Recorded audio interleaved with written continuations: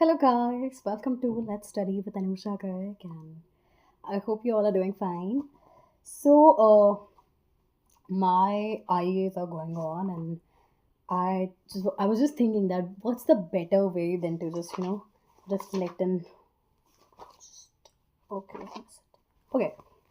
So what's the better way to maybe teach myself?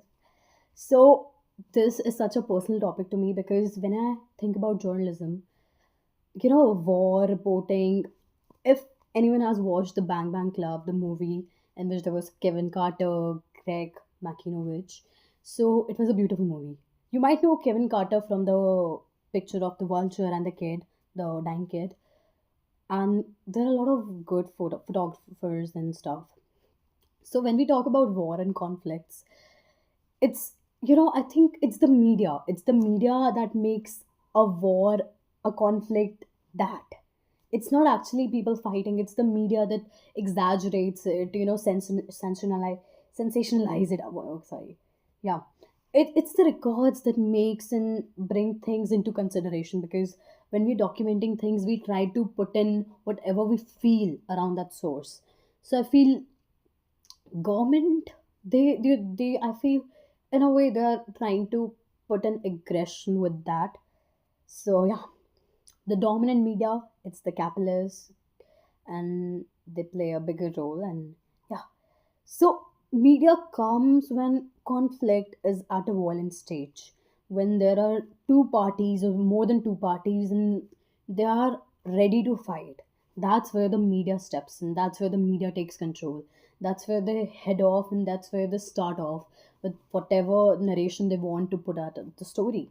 And if it's of political interest or any necessary thing, then yeah, media does play an important role, because I feel at the end, what media has become today, it's very sensationalized. It's like, just adding that salt, that spikes, that butter into everything.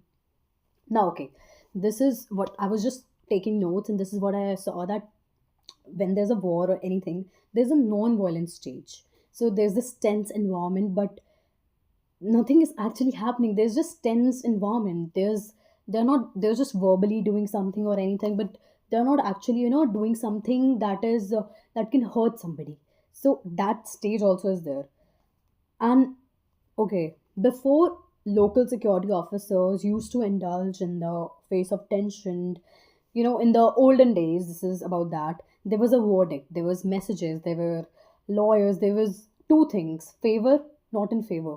So there were clear political, apolitical. There was a clear boundary of making a difference. And now we have access to social media. We are just we're seeing manipulation of news everywhere.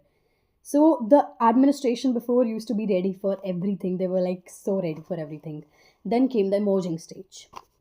So in the emerging stage, it's like when there is a war, when there is something, there's a fight, and you know that it's going to spike up. That's where the emerging stage steps in.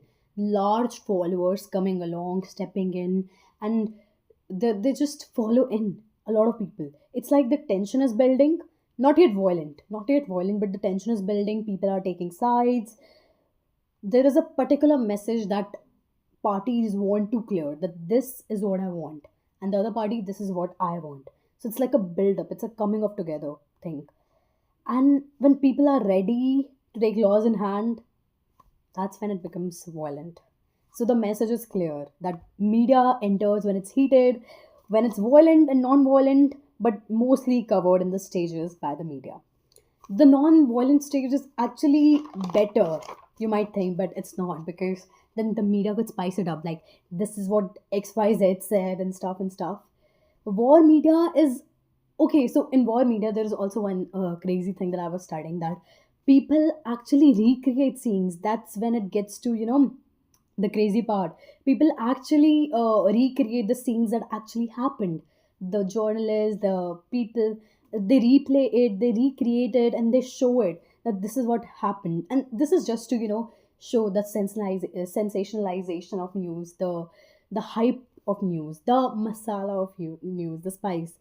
They they create the scene, they create the drama, and Yeah, media usually targets international sources, they target local media, and most importantly, they target everyone. They target the minds, they target the emotion. They know the structure that when is something going to just turn it up. So I think it's a little different also, because when you are in a stage of power, when you're in a stage of demonstrating so many things, there comes a part where conflict is there, and there sometimes dissatisfaction among the protesters. So for example, there's a protest going on, or that the buildup is there, the tension is building, but protesters, they're dissatisfied, and this causes violence. When the protesters, when they just know that this is not enough favor, they just causes violence, this causes frustration, this causes a burnout. And then sometimes even to attract media, protesters start to become violent and stuff.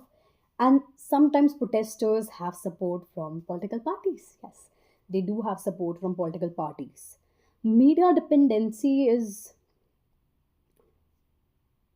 it's there when it comes to war and conflict, but I feel it's also about perspectives, how one wants to view reality, and how one wants to view the illusion. Now, okay, this is one of my favorite parts, agitations. Okay, so when there's a conflict, internet services are shut down, and curtains are spread, and there's so much misinformation going on. There's like, this is happening, this is happening. Now the security in situation was this that, but how the human rights involvement, how this and this happened. So they just butter it. And this can be, when it comes to reporting, it can be objective reporting, because there are always biases that if I'm a particular voter, and I kind, in a way, 20% I agree with this protest that is going on in one party, and I might agree with them. And so there's a little bias. But journalists, nowadays, there's better technology, better info, better devices. With conflict comes accountability. We assume what and how the media is rewarding us. Media houses at lowest credibility. So credibility is with when information go hand in hand, basically. And it's like a journalist is expected to be objective.